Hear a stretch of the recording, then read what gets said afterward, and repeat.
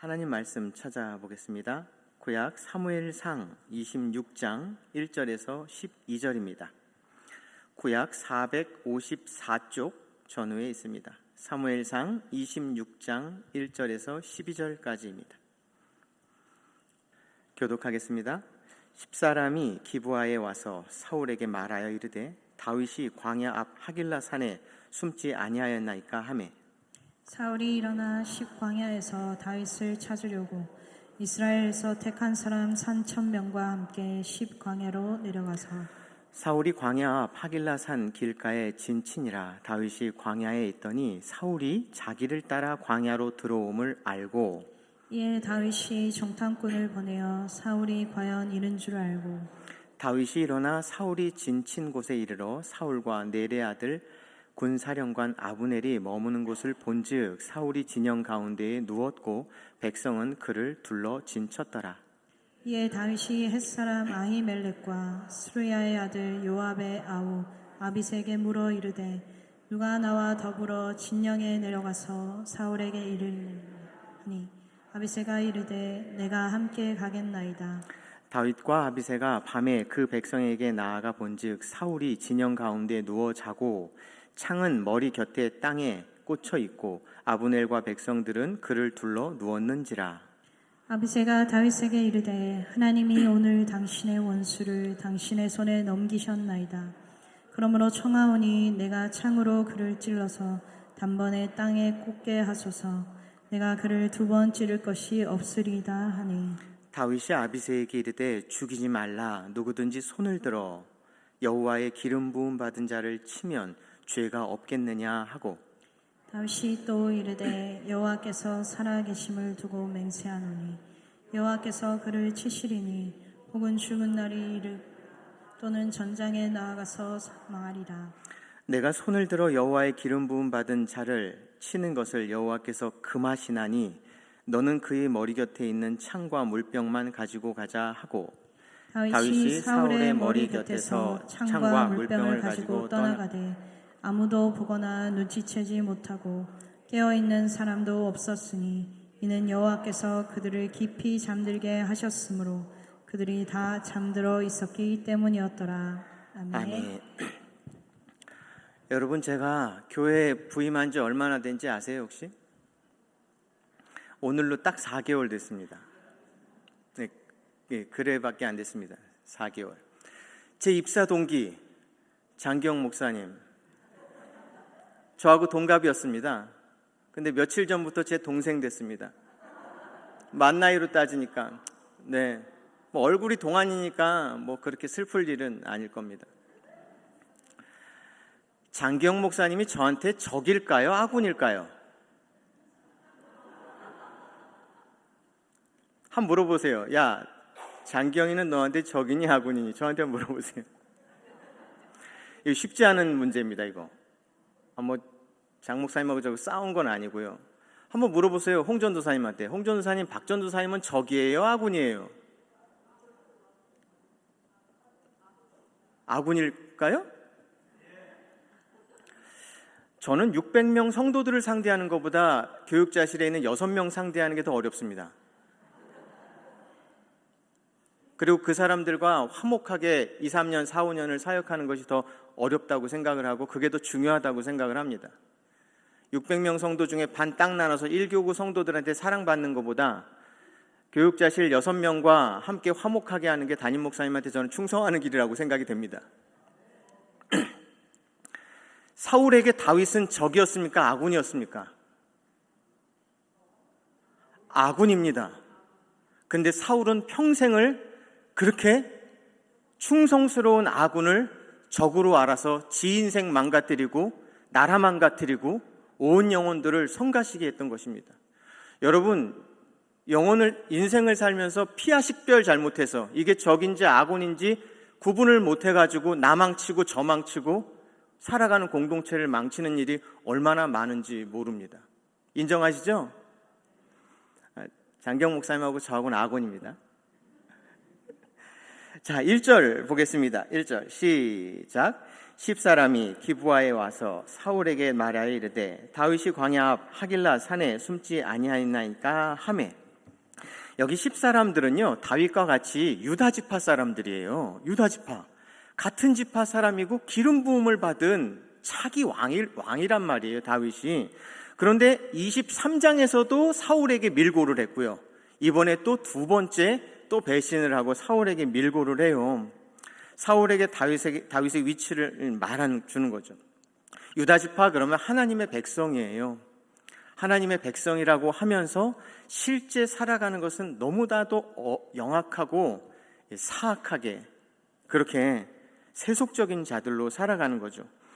10사람들 같은 유다 지파고 이미 죽은 사무엘이 다윗의 머리 위에 기름 부었다라고 하는 사실은 사실상 알고 있는 내용인데도 불구하고 그것은 이 사람들에게 껌처럼 안중에도 없는 일처럼 여겨졌던 것입니다. 여러분, 우리 모두 다 기름 부음 받은 제사장입니다. 그리고 우리 공동체 안에서 대표적으로 기름 부음을 받은 분은 담임 목사님과 장로님들이십니다. 그들의 흠이 보이고 그들에게 못마땅함이 보인다 할지라도 그에게 해가 될 말을 섣불리 하지 않으셨으면 좋겠습니다. 10사람들은 지금 다윗이 어떤 인물인지에 대해서 안중이 없단 말입니다. 함부로 말하고 있습니다. 그죠? 그러니까 지금 25장 44절에 보세요. 1절 바로 위에 25장 44절 한번 읽어주시겠어요? 시작. 사울이 그의 딸 다윗의 아내 미가를 라이스의 아들 원래 사울의 딸 미갈이 다윗의 아내였으니까 다윗은 사울의 누구였어요? 사위였어요. 그런데 지금 왕이 자기 딸을 다른 사람에게 줬으면은 다윗은 지금 이제 사위예요? 아니에요? 아닌 거예요. 기름 부음 받은 것도 함부로 여겨지지. 그런데다가 사위도 아니니까 이건 끈끈어진 연이지. 그러니까 딱 좋은 곳에다가 줄을 세운 것이죠. 하나님의 백성이라고 하는 사람이 이렇게 갔다가 당신밖에 없어 그랬다가 또 당신밖에 없어 하는 이 하나님의 사람이라고 하면서. 그런데 신기한 게 다윗이 그들의 배신에 반응하지 않아요. 묵묵히 자기 길을 가요. 그들을 미워하고 보복하는데 인생을 낭비하지 않아요. 분명 여기서 우리는 그들과 다른 10사람과 다른 다윗의 그 다른 차원의 삶을 이렇게 보게 돼요. 그런데요, 이 다른 차원의 삶이라고 하는 것은 하나님 우리에게 어떤 실력을 주십시오라고 하면 그 실력이 우리한테 영구하게 있는 것이 아닙니다. 방언을 주십시오라고 하고 노래하는 은사를 주십시오, 기도의 영을 불어넣어 주십시오 그러면 한 번에 딱 하나님께서 지불하시고 나서 우리 안에 영구히 있는 것이 아닙니다. 순간 사라질 수 있고 순간 다시 찾아올 수 있는 것이 그리스도인의 삶입니다. 그리스도인은 다윗이 10사람과 다른 수준을 살았다, 다른 수준을 살 수 있는 실력이 다윗에게 있다, 이렇게 했을 때 여러분 아멘 하시면 안 되고요. 그리스도인은 순간순간 다른 수준, 다른 차원의 삶을 선택할 수 있는 사람들이 바로 그리스도인입니다. 볼펜을 안 가져왔는데 볼펜 세우면 어떻게 된다고요? 100만 번 해도 넘어집니다. 나는 아무것도 그러니까 우리는 일으켜 서서 2초, 3초, 5초 있을 사람이 아니라 잠깐 놓치면 그냥 쓰러질 사람, 잠깐만 붙들어주면 그렇게 살 수 있는 사람. 그리스도인은 고지고대로가 아니라 다른 차원의 사람, 다른 수준의 사람을 살 수 있는 선택권을 가질 수 있는, 그게 있는 사람이 그리스도인입니다. 그러니까 선택 못하면 고모양 곱골이고 순간 그것을 선택할 수 있으면 모두가 선택하지 못하는 것 속에서 모든 자들이 주목할 수 있는 그리향, 그리스도의 향기, 그리스도의 편지라고 이렇게 지목받을 수 있는 것이 순간순간인 것이죠. 자, 2절 봅시다. 2절 시작. 사울이 일어나 십광야에서 다윗을 찾으려고 이스라엘에서 택한 사람 3,000명과 함께 십광야로 내려가서 10사람의 밀고를 들은 사울이 다윗을 잡으러, 사실은 잡으러 왔다기보다는 사냥하러 온 겁니다. 사냥하러, 사람을, 친위대를 끌고, 이방원이 친위대를 끌고 사람 사냥하러 다녔던 것처럼 그렇게 사냥하러 나온 겁니다. 그런데 사울이 지금 다윗을 처음 만나는 것이 아니라 다윗에게 이제 오늘 본문의 제목 26장의 제목이 다윗이 사울을 또 살려주다거든요. 요 전에 엔게디 광야에서 한 번 살려줬던 적이 있어요. 그러니까 요 전에 다윗과 사울이 헤어졌던 최근에 헤어졌던 그 장면을 한번 가볼게요. 사무엘상 24장 16절, 17절, 18절, 20절을 한번 읽어볼게요. 사울과 다윗이 헤어졌던 장면이에요. 사울이 자기를 살려준 다윗에게 뭐라고 하는지 한번 읽어보실까요? 사무엘상 24장 16절에서 18절, 20절입니다. 시작. 다윗이 사울에게 이같이 말하기를 마침에 사울이 이르되 내 아들아 다윗아 이것이 내 목소리냐 하고 소리를 높여 울며 다윗에게 이르되 나는 너를 학대하되 너는 나를 선대하니 너는 나보다 의롭도다. 내가 나 선대한 것을 오늘 나타냈나니 여호와께서 나를 내 손에 넘기셨으나 내가 나를 죽이지 아니하였도다. 20절 시작. 보라 나는 내가 반드시 왕이 될 것을 알고 이스라엘 나라가 내 손에 견고히 설 것을 아노라. 이렇게 했어요. 이렇게 했다. 이대로라면 다시 다윗을 쫓는 일이 있어야 돼요? 없어야 돼요? 없어야 돼요. 그런데 또 병이 도진 거죠. 저기서 지금 펑펑 울었다라고 되어 있어요. 그럼 다윗 앞에서 흘린 눈물은 뭐일까요? 거짓이었을까요?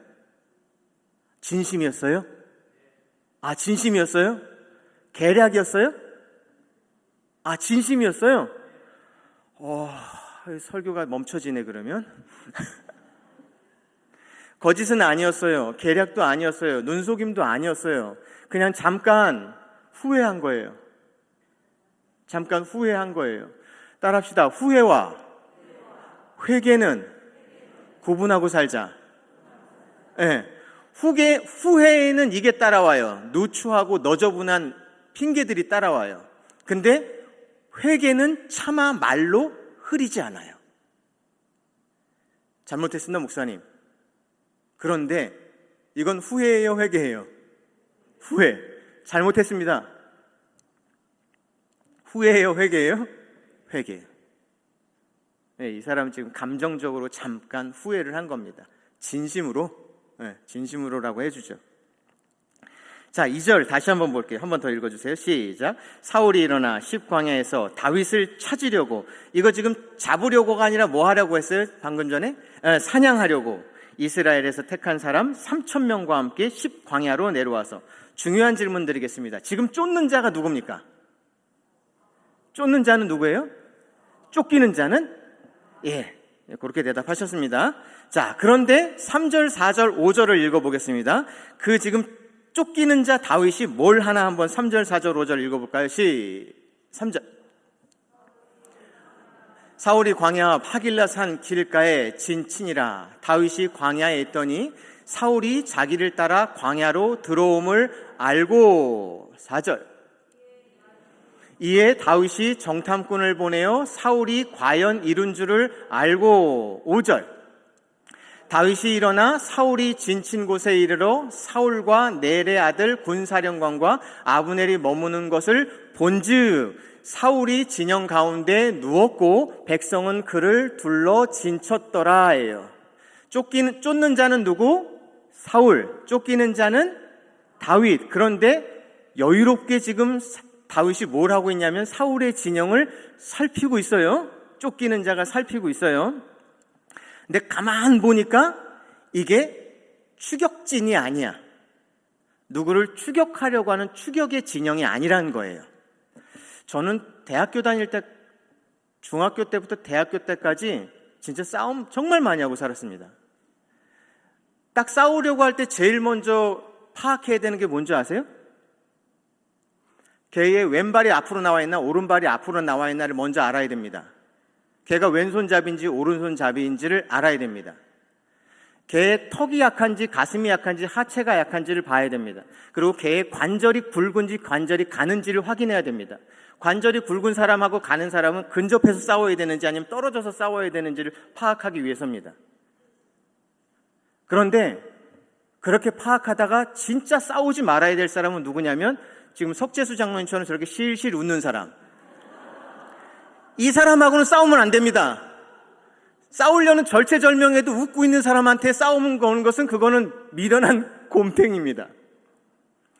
다윗은 골리앗을 앞에 놓고 찰나지간에 골리앗의 허점을 간파해서 그 허점을 놓고 하나님, 내가 곰을 때려잡듯 사자를 때려잡듯 저 허점을 향하여 내가 던졌을 때 당신이 저곳을, 나는 허점을 봤지만 허점을 맞힐 수 있는 것은 당신이십니다 해서 맞췄습니다.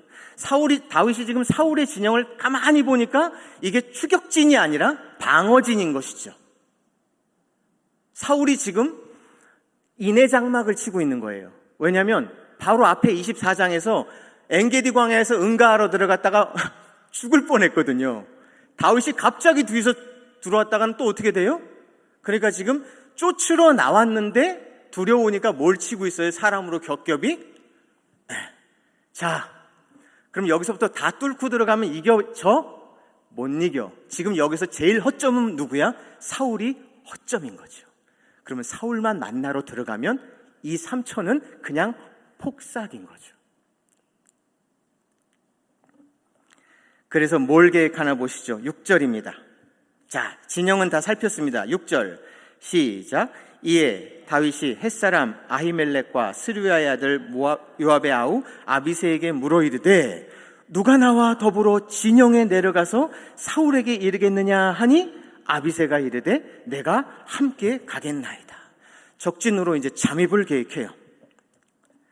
다윗은 적이 안심하고 있는 것, 적의 믿는 구석, 지금 믿는 구석이 뭐예요? 인내 장막이잖아요.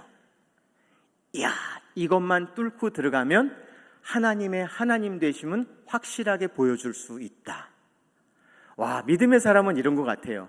어려움을 딱 보았을 때 그 어려움을 내가 짱구를 굴리고 잔머리를 굴리고 주도면밀한 뭔가가 아니라 어려움을 딱 보았을 때 이 어려움을 가지고 일하시는 하나님이 하나님 되심을 딱 만들어낼 수 있는 것이 이 상황이다. 저는 한 번도 그렇게 살아본 적은 없습니다. 사역지에서 사임을 하고 그 다음에 여기저기 이력서를 넣으면서 사역지를 찾을 때 저는 제 영혼은 지옥이 됩니다. 하나님 없습니다. 지옥이 됩니다. 다음번에 사임하고 사역지를 찾을 때에는 천국을 살아보자. 여행도 잠깐 즐기고 책도 많이 읽고 나 같은 것도 어딘가 불러주시겠지라고 하는 배짱 두둑함으로 한번 하나님의 하나님 되심을 믿으면서 한번 그 시간을 살아보자 하는데 사임하고 나면 또다시 이렇게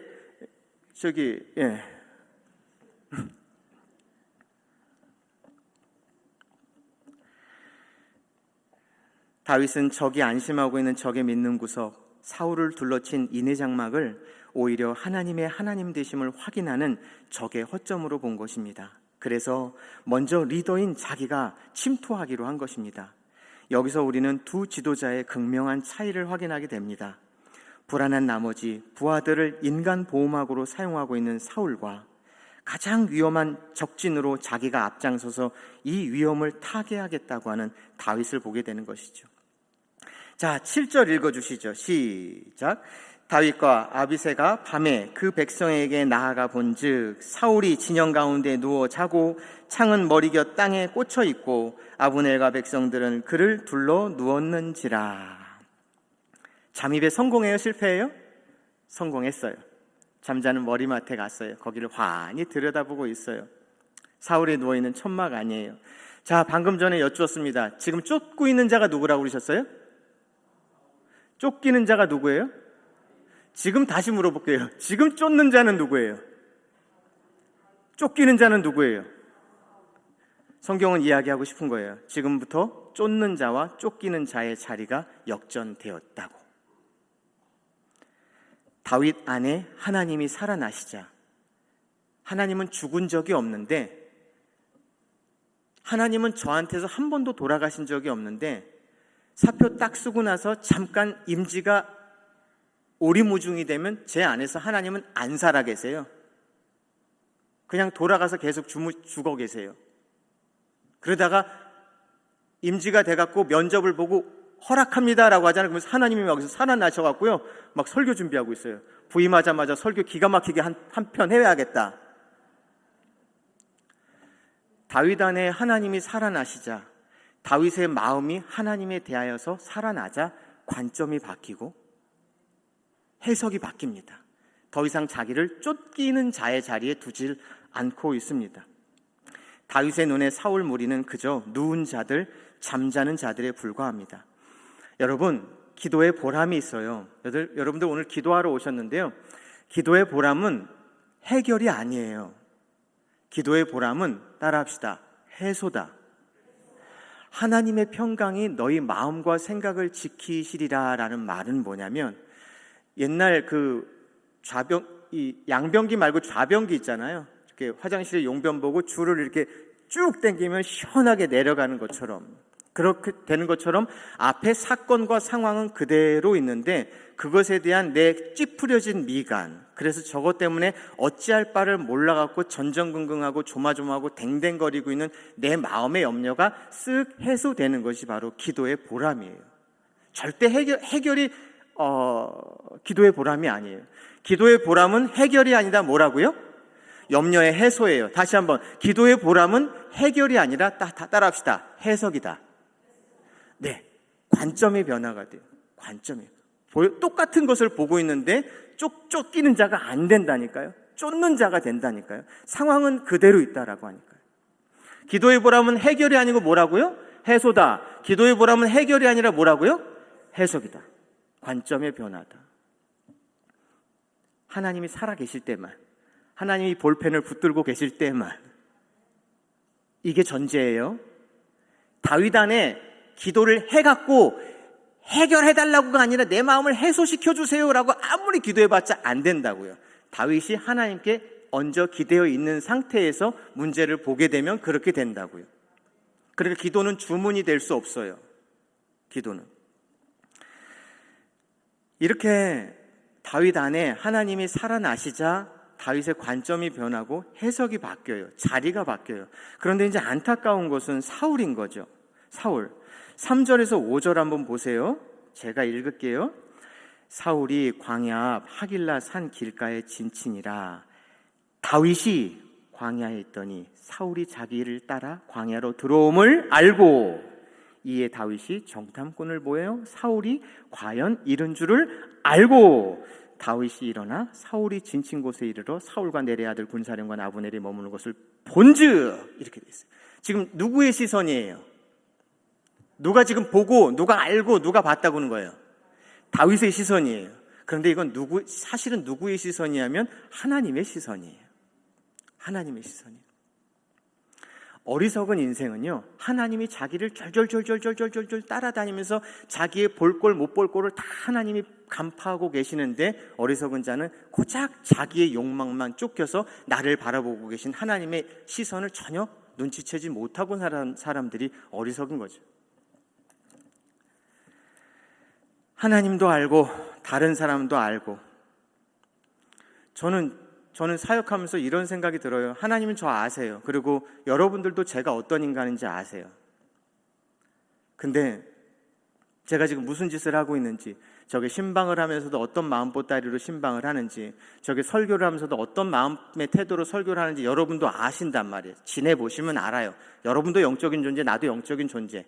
그런데 따라합시다. 나만 나를 모르는 바보로 살진 말자. 사울이 그렇습니다. 다윗이 다 뚫어보고 있고 하나님이 다 뚫어보고 있고 하나님도 알고 사람들도 알고 지만 모르는 그 우매함을 삽니다. 26장에서 가장 큰 의문은 그겁니다. 다윗이 왜 이런 무리수를 두면서까지 사울에게 갔는가 하는 것이죠. 방금 전 5절 읽으셨어요. 5절 보면은 누구든 사울 가까이 가는 것이 가능한 일이에요? 불가능한 일이에요? 네, 불가능한 일이다예요. 상식적으로는 인해 장막을 쳤으니까요. 그런데 거길 가서 결론적으로 보면 다윗이 사울을 죽이러 간 거예요? 아니에요? 죽이러 간 것도 아니에요. 근데 왜 이 무모한 짓을 했을까예요. 소름 끼치는 게, 그런데 다윗을 행동하니까 12절 보시죠. 잠깐 12절 안 띄워주셔도 돼요. 12절 한번 끄트머리 보시죠. 깨어있는 사람도 없었으니 이는 누구께서? 여호와께서 그들을 깊이 잠들게 하셨으므로예요. 보셔요. 엔게디 광야에서 다윗이 사울을 안 죽인 거예요? 못 죽인 거예요? 못 죽인 거예요.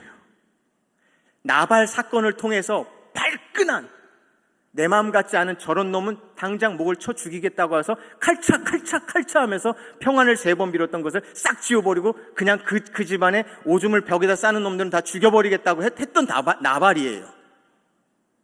근데 그 나발을 하나님께서 치시는 것을 보면서, 자기 안에 있는 이 비열한 복수심을 보면서 내가 사울을 안 죽인 게 아니었구나, 못 죽인 거였구나를 알게 된 거예요. 그리고 내가 지금 이런 수준에 이르러서 나는 여기에 이르렀다고 생각하는데, 내가 사울 앞에 선다면 나는 사울 앞에 누구일까가 궁금한 거예요, 지금. 그러니까 거길 들어가고 싶은 거예요. 그 무모한 짓을. 그런데 하나님 앞에서 자기가 바른 선택을 할 것인지 안 할 것인지 하나님 앞에서 자기를 묻고 싶은 다윗의 마음을 하나님이 아시니까 사울을 무장해제 시켜놓는 것이죠. 죽이기 더 편하게, 하고 싶은 대로 할 수 있게. 거기다 지금 창이 딱 꽂혀 있어요. 그 창은 다윗을 향하여 2번씩이나 던졌던, 다윗을 죽이려고, 사울이 미치면, 정신이 미쳐버리면 다윗을 죽이겠다고 던졌던 그 서슬퍼런 창이란 말이에요. 놀라운 건 다윗이, 여러분 그래요, 자기 세뇌, 자기 기만, 이건 무서운 일인데요, 때때로 종종 여러분들이 다른 수준의 삶을 살고 싶다라고 하는 거룩한 소욕이 생겼을 때, 하나님 저로 하여금 그 자리에 한번 탁 올려놔 보십시오. 그 위험천만한 자리에 저를 한번 떠밀어 놔줘 보십시오. 그래서 제가 그 전에 주저앉았던, 그 전에 낮아빠졌던 그것에 대해서 제가 한번 살아보고 싶습니다.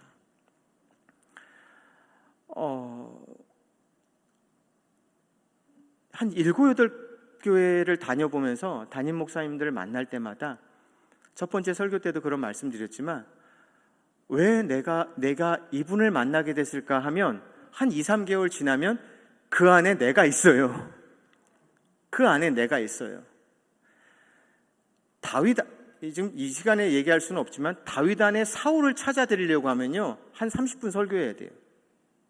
다윗 안에 사울이 가득히 차 있어요. 그러면서 한 2, 3년 일하면서 막 시풍 욕해요, 담임 목사님께. 그러면서 나중에 열받아서 사표 딱 던지고 나오잖아요. 그러고 나서 가만히 상념에 빠지면 욕했던 모든 게 누구 모습인 줄 아세요? 내 모습이더라고. 그러고 나서 그 다음 사역지에 갔을 때는 담임 목사님의 이러저러한 누추한 모습을 봐도 똑같은 수준으로 대하지 말자라는 소원이 생겨요. 그래서 좀 엄한 목사님도 만나고, 헐렁한 목사님도 만나고, 줏대 없는 목사님도 만나고, 저 한번 그런 데다 밀어 넣어 주세요. 거기서 잘 훈련받고 저도 나중에 사람다운 목사 되게요. 근데 여지없이 망가지는 것이죠. 여러분 한번 이런 거룩한, 내 수준이 아닌 다른 수준의 자리를 한번 꿈꿔보시고요, 그래서 한번 올려달라고 한번 기도해 보세요. 하나님 일하십니다.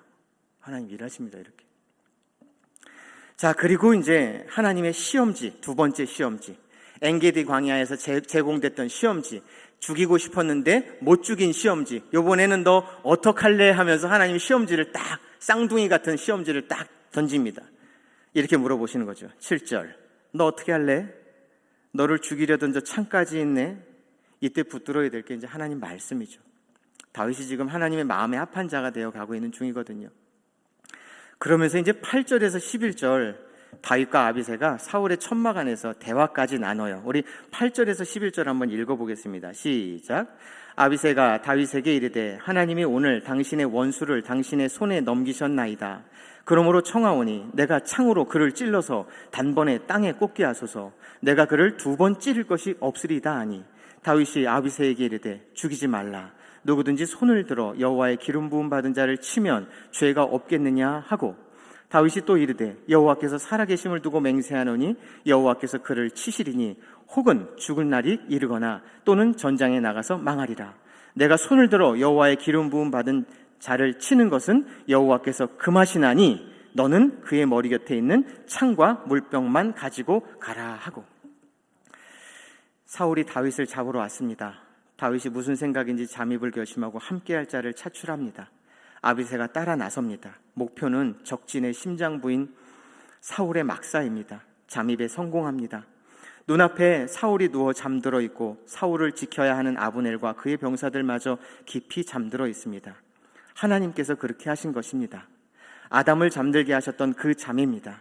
갈빗대 하나를 취하고 살로 대신 채워도 알아차릴 수 없었던 그 잠입니다. 질문 드리겠습니다. 지금 위험에 처한 건 누구입니까?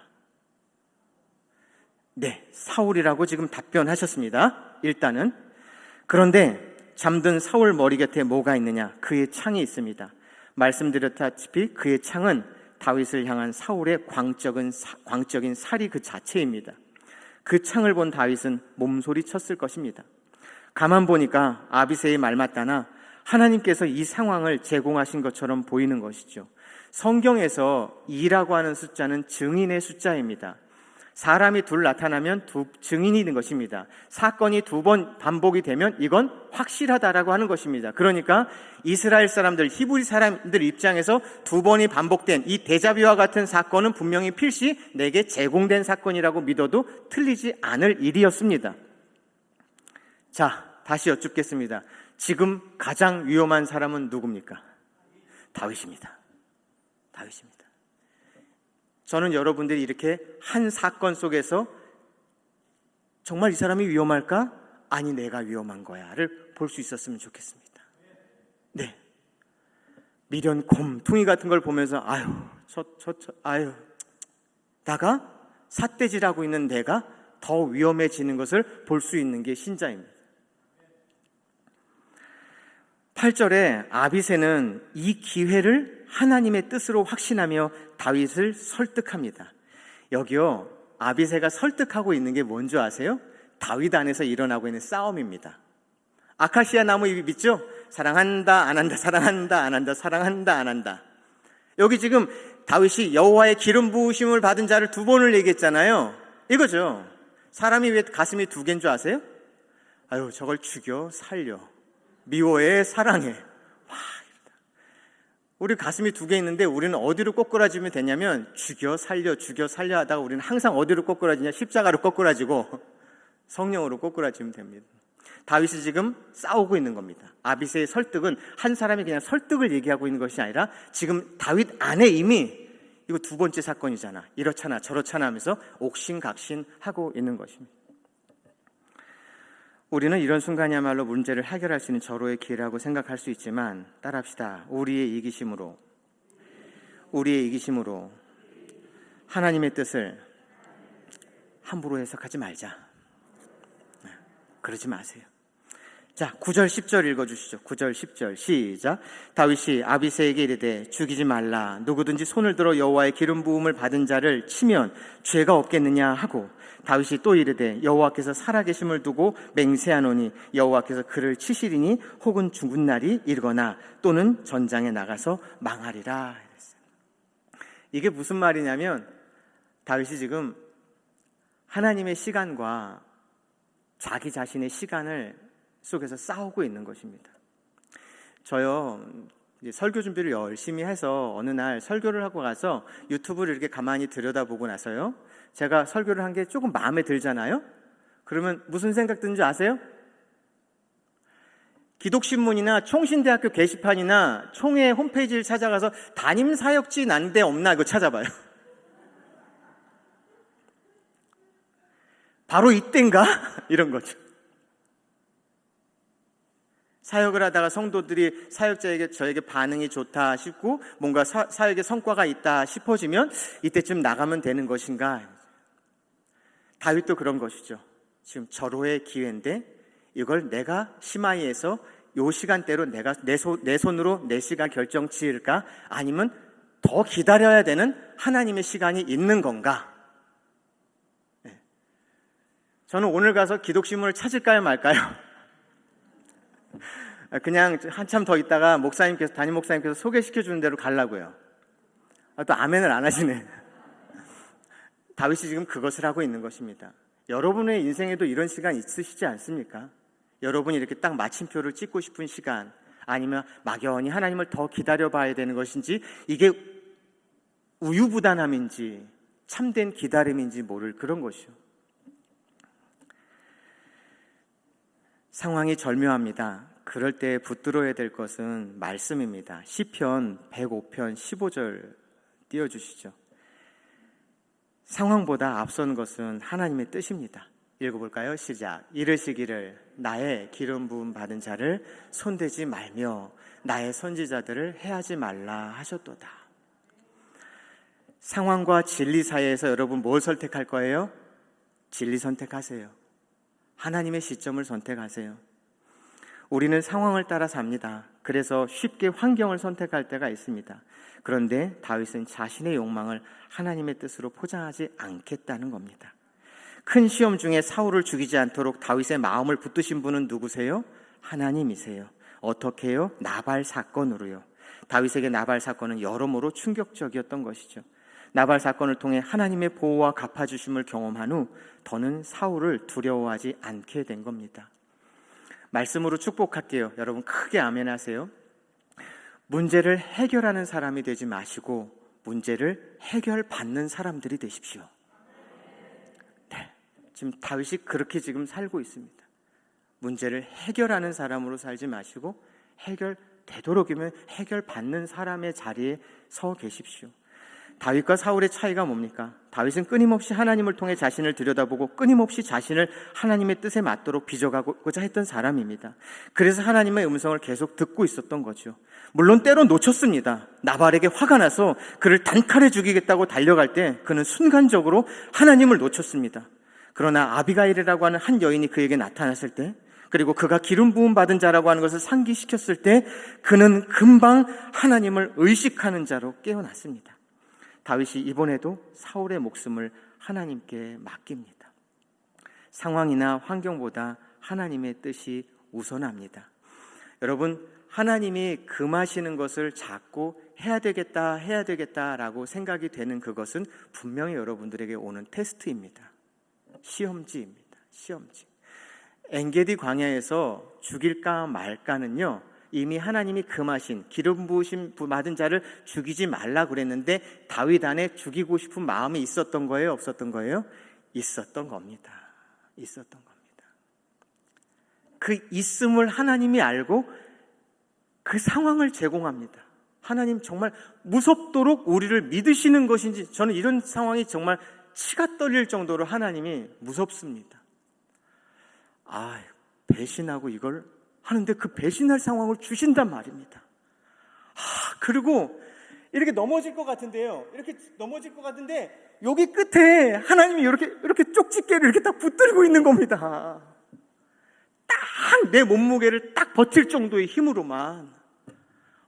그래서 잘 견뎠다 하는데 어느 순간 하나님이 은혜 주시면 지가 버틴 게 아니라 딱 붙들고 있었던 그 시점을 발견하게 하시는 것이죠. 그러면요, 다음번에 요 죽이고 싶었던 시험에 대해서 조금 더 잘 견뎌집니다.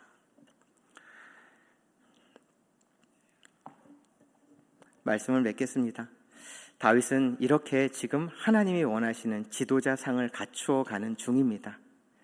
그러니 다윗아, 조급함이 아닌 기다림으로 주어진 삶을 살아주겠냐라고 하시는 거죠. 저도 50인데 조급하죠. 근데 기다림으로 살아내주겠냐라고 하는 것이죠. 마지막으로 한마디. 지금 다윗만 왕만 들어가는 것 같고 나발을 통해서 두 번째 시험지를 통해서 다윗만 수준 높여놓고 있는 것 같으시지만요, 지금 여러분들이 깜짝같이 못 본 하나가 무엇이냐면 하나님께서 사울의 하나님도 되어주고 계세요. 우리 안에 다윗이 많습니까? 사울이 많습니까? 네. 이 이야기는 우리 안에 잔존하고 있는 사울을 상대하라고 하는 다윗의 촉구인 것입니다. 촉구.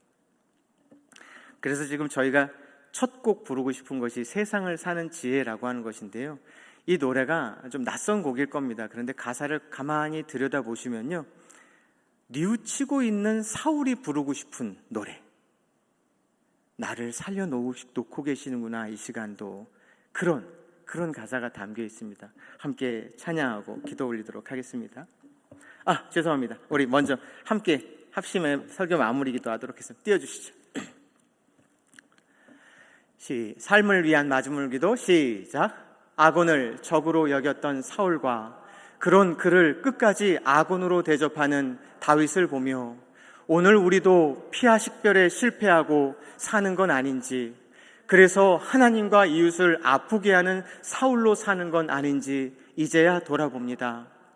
거듭된 배신에 혈기로 반응하지 않고 자기의 길을 가는, 그들을 미워하고 보복하는데 인생을 낭비하지 않는 다윗의 모습에서 우리도 다른 차원의 삶을 소원하게 됩니다. 후회와 회개를 오해하지 않겠습니다. 다윗 안에 하나님이 살아나시자, 다윗의 마음이 하나님에 대해 살아나자 다윗의 관점과 해석이 바뀝니다. 기도의 보람, 해결이 아니라 염려의 해소임을, 해결이 아니라 해석, 곧 관점의 변화임을 믿음으로 살게 도와주십시오. 하나님께서 자신을 쫓는 것을 보지 못한 채 자기 욕망만 쫓아 사는 어리석음에 빠지지 않도록, 나만 나를 모르는 바보가 되지 않도록 도와주십시오. 우리의 이기심으로 하나님의 뜻을 함부로 해석하는 우를 범치 않게 도와주십시오. 하나님의 뜻으로 묘하고 둔갑시킨 나의 뜻은 없는지 늘 살피겠습니다. 하나님이 금하시는 일을 해야 하는 상황이 우리가 무엇을 더 우선시하는지 확인하는 시험임을 봅니다. 자기 시간과 하나님의 시간 사이에서 치열하게 싸우고 있는 다윗을, 하나님의 시점을 기다리겠다는 다윗의 선택을, 자신의 욕망을 하나님의 뜻으로 포장하지 않으려는 다윗을 도우시는 주님, 우리의 도움이 되어 주십시오. 문제를 해결하는 사람이 아니라 문제를 해결받는 사람이 되고 싶습니다. 하나님의 뜻을 빙자하여 자기 뜻을 신속하게 이루는 것보다 느리고 고생스럽더라도 하나님의 참된 뜻이 이루어지기를 기다리겠습니다. 조급함이 아닌 기다림으로 주어진 삶을 살겠습니다.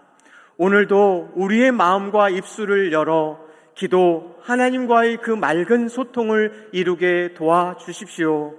예수님의 이름으로 기도 올립니다. 아멘.